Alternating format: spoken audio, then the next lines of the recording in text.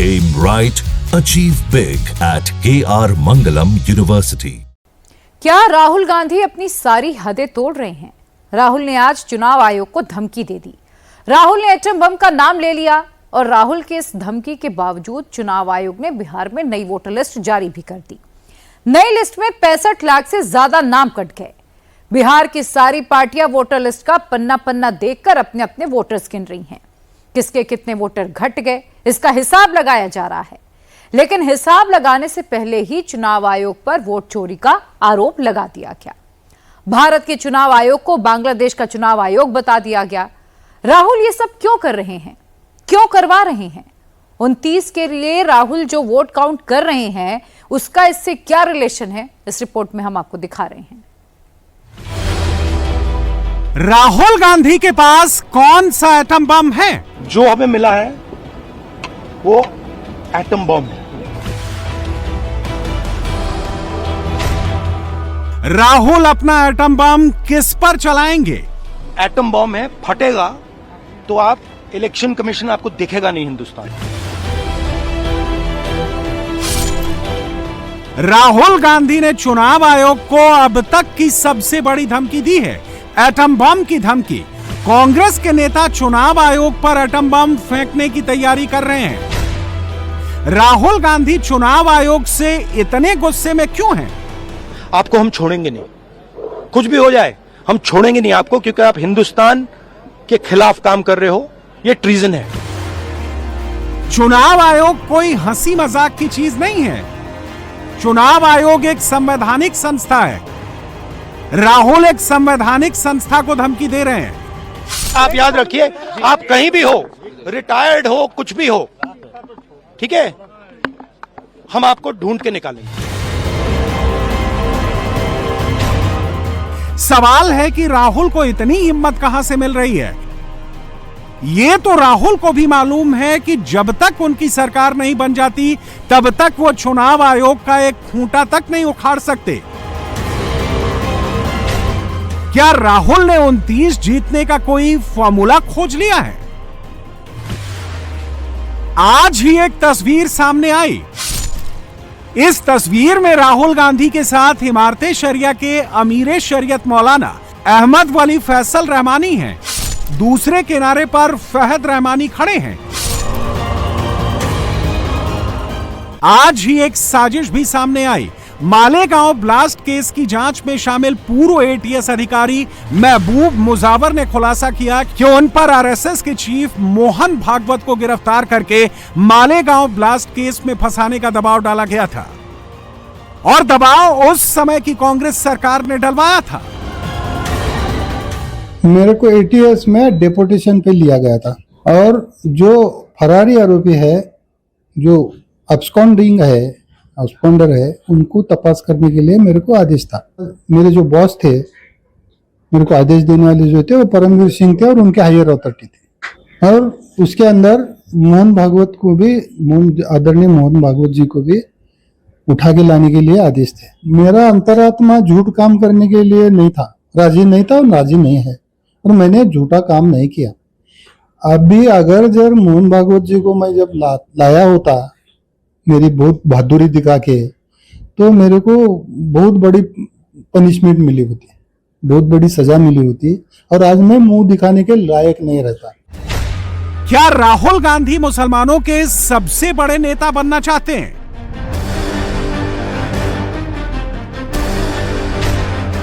क्या भारत के मुसलमान भी राहुल को अपना नेता मानने लगे हैं? यूपी में और देश के मुसलमानों का सबसे बड़ा संगठन जमीयत उलेमाए हिंद है, जिसके चीफ मौलाना अरशद मदनी हैं। लेकिन यूपी से पूरब जाने पर मदनी की ताकत कम होने लगती है। बिहार में, झारखंड में, पश्चिम बंगाल और ओडिशा में मुसलमानों का सबसे असरदार संगठन है इमारते शरिया। मुस्लिम वोट के सारे तलबगार इमारते शरिया के चीफ से मिलने जाते हैं, मगर इमारते शरिया के चीफ राहुल गांधी से मिलने के लिए दिल्ली आए। जो हमें मिला है, चुनाव आयोग को एटम बम वाली धमकी और इमारते शरिया के अमीर से राहुल की मुलाकात के पीछे कौन सा नंबर गेम है? कांग्रेस पार्टी के पास अभी 21% का वोट शेयर है और लोकसभा में उसकी सीटें हैं 99। 2019 में कांग्रेस के पास 19% का वोट शेयर था और लोकसभा में उसकी सीटें थीं 52। राहुल गांधी का टारगेट नरेंद्र मोदी की तरह 50% वोट और 350 या 400 सीट नहीं है। राहुल का टारगेट छोटा है। 2004 के लोकसभा चुनाव में कांग्रेस को 26.5% वोट और 145 सीटें मिली थी। आज भी राहुल गांधी का फर्स्ट टारगेट बस उतना ही है, करीब 26 से 27% वोट और 140 से 150 सीटें। 24 के चुनाव में भी अगर राहुल को 26% वोट मिल गए होते तो लोकसभा में कांग्रेस की सीटें 150 के करीब हो जाती। उस सूरत में बीजेपी की सीटें 240 से भी घटकर 200 के आसपास रह जाती। राहुल वैसा ही चुनाव चाहते हैं जिसमें वो छोटे छोटे दलों को जोड़कर गठबंधन की सरकार बना ले। 21% से 26% वोट शेयर तक पहुंचने के लिए राहुल गांधी को 5% वोट और चाहिए। हिंदू वोट जोड़ने में ज्यादा मेहनत पड़ती है, इसलिए राहुल गांधी ने आसान रास्ता चुना है। एम वोट यानी मुस्लिम वोट। अगर देश के 14% मुसलमान पूरी तरह कांग्रेस से जुड़ गए तो कांग्रेस की ताकत तो बढ़ेगी, राहुल के ही अन्य सहयोगी दलों को भी राहुल की बात माननी पड़ेगी। 2024 के चुनाव में कांग्रेस को 38% मुस्लिम वोट मिला था। 27% मुस्लिम वोट कांग्रेस के सहयोगी दलों को मिला था। करीब 35% मुस्लिम वोट अन्य दलों के खाते में गया था। राहुल की नजर इस 35% मुस्लिम वोट पर ही है। अगर मुस्लिम वोट का ये 35% हिस्सा भी कांग्रेस की तरफ आ जाता है तो कांग्रेस का कुल वोट परसेंट 21% से बढ़कर 26% हो जाएगा। कांग्रेस का कैलकुलेशन सिंपल है, सारा गुणागणित उसी मुस्लिम वोट के लिए है। हिंदू विरोध करते हैं तो कांग्रेस को फर्क नहीं पड़ता। हिंदू संगठन विरोध करते हैं, कांग्रेस को उसका भी फर्क नहीं पड़ता। कांग्रेस को मुस्लिम वोट मिलना चाहिए। अब हमारे पास ओपन एंड शट प्रूफ है कि इलेक्शन कमीशन वोट चोरी में इन्वॉल्व है। हमें मध्य प्रदेश में सस्पिशन था, लोकसभा में सस्पिशन था, महाराष्ट्र में वो थोड़ा आगे गया, स्टेट लेवल पे हमें लगा कि यहां पे चोरी हुई है। वोटर एडिशन हुआ था, 1 करोड़ वोटर्स ऐड हुए थे। फिर हम थोड़ा डिटेल में गए, हमने कहा देखो अब इलेक्शन कमीशन तो मदद नहीं कर रहा है, तो थोड़ी ग्रैन्युलैरिटी में जाना है, गहराई में जाना है। तो हमने अपना ही इन्वेस्टिगेशन करवाया, उसमें 6 महीने लगे और जो हमें मिला है वो एटम बॉम्ब है। मतलब एटम बॉम्ब है, फटेगा तो आप इलेक्शन कमीशन आपको दिखेगा नहीं हिंदुस्तान में। चुनाव आयोग इन दिनों बिहार में वोटर वेरिफिकेशन का काम कर रहा है। 25 दिनों की रिगरस एक्सरसाइज के बाद चुनाव आयोग ने बिहार के वोटर लिस्ट से करीब 65 लाख नाम उड़ा दिए हैं। बिहार में सक्रिय सभी पार्टियों को ड्राफ्ट वोटर लिस्ट की कॉपी दे दी गई है। नाम ऐड करवाने या कोई सुधार करने के लिए 1 महीने का वक्त भी दिया गया है। चुनाव आयोग की स्पेशल इंटेंसिव रिवीजन के बाद पटना जिले में सबसे ज्यादा 3,95,000, मधुबनी में 3,52,000, पूर्वी चंपारण में 3,16,000, गोपालगंज में 3,10,000 वोटर के नाम कटे हैं। सबसे कम 25,000 वोट शेखपुरा जिले में कटे हैं। शिवहर में 28,000 वोट कटे हैं। अरवल जिले में 30,000 वोट घटे हैं। लखीसराय में 48,000 नाम कटे हैं। सीमांचल के किशनगंज जिले में सबसे ज्यादा 68% मुसलमान वोटर हैं। कांग्रेस और उसकी सहयोगी आरजेडी का आरोप है कि वोटर लिस्ट से मुसलमानों के नाम सबसे बेदर्दी से काटे गए हैं, लेकिन चुनाव आयोग के डेटा से ये आरोप मैच नहीं करते। किशनगंज में कुल मिलाकर 1,45,668 नाम कटे हैं। विधानसभा सीट वाइज बताएं तो किशनगंज में 49,340 वोटर के नाम कटे हैं। बहादुरगंज में 36,574 नाम कटे हैं। कोछा धामन में 30,722 वोटर के फॉर्म नहीं आए। ठाकुरगंज में 29,777 वोटर घट गए हैं। चुनाव आयोग अगले 1 महीने तक वोटर लिस्ट में करेक्शन करेगा। जिससे भी शिकायत है वो अपने कागज दिखाकर और वोटर लिस्ट में नाम जुड़वा सकता है।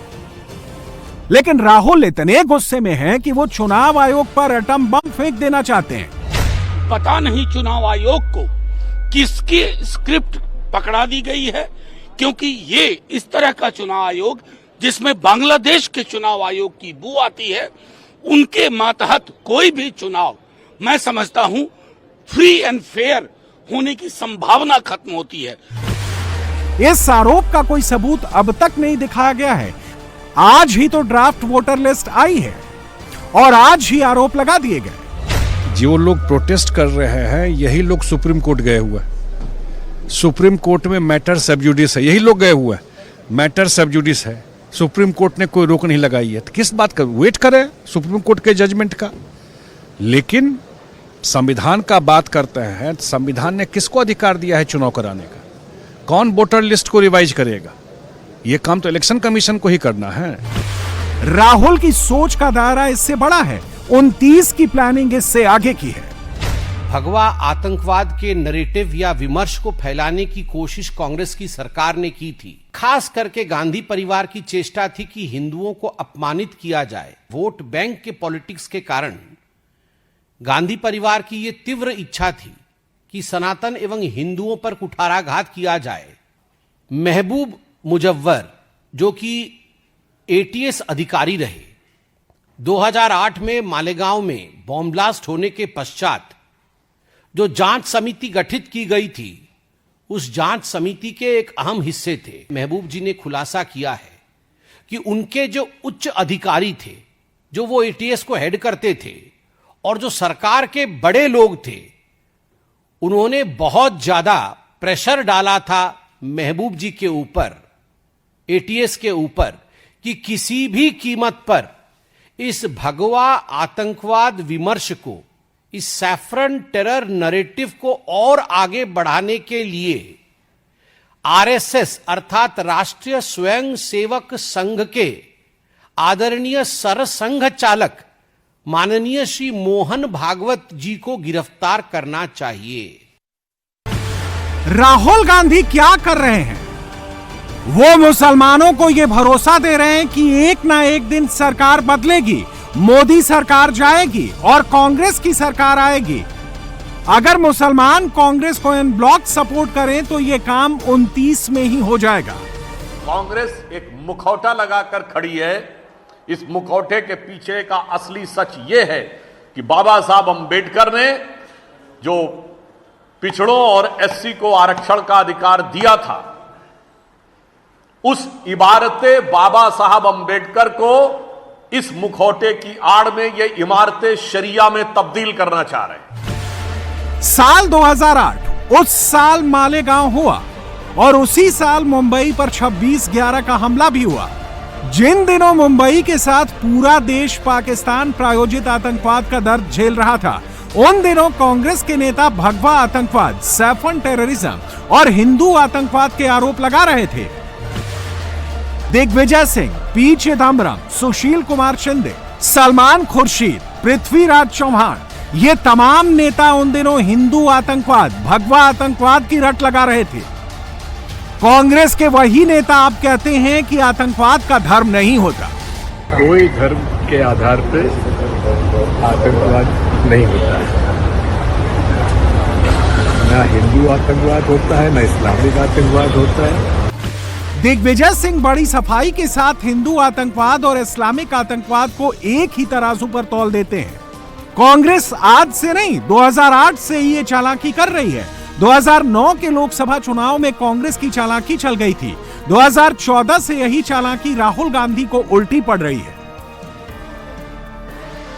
नरेंद्र मोदी ने हिंदू वोट का ऐसा किला बनाया है जिसे जीतने की तो छोड़ दीजिए, उससे लड़ने का भी हौसला राहुल जुटा नहीं पा रहे हैं। मालेगांव ब्लास्ट केस में एनआईए की विशेष अदालत के फैसले के बाद बीजेपी अब कांग्रेस की पोल खोल रही है। ये जो 2008 का षड्यंत्र है, ये सभी के सामने अब खुल चुका है। और उस समय की जो सरकार है, इस सरकार ने वोट की राजनीति के लिए हिंदू टेरर और भगवा आतंकवाद ये शब्द तैयार किए थे। हिंदू आतंकवाद की पूरी थियरी तैयार की गई, लोगों को अरेस्ट किया गया और हिंदुत्ववादी और राष्ट्रीय स्वयंसेवक संघ के अधिकारी पदाधिकारी इनको टारगेट करने का ये षड्यंत्र था। 2008 में कांग्रेस की सरकार थी, केंद्र में भी और महाराष्ट्र में भी। एटीएस के लोग मोहन भागवत को तो अरेस्ट नहीं कर पाए, लेकिन साध्वी प्रज्ञा और कर्नल पुरोहित जैसे लोग अरेस्ट करके जेल में डाल दिए गए। साध्वी प्रज्ञा के दोनों पैर बर्बाद हो गए। बीजेपी अटैकिंग मोड में है, कांग्रेस उस पर डिफेंसिव भी नहीं हो रही।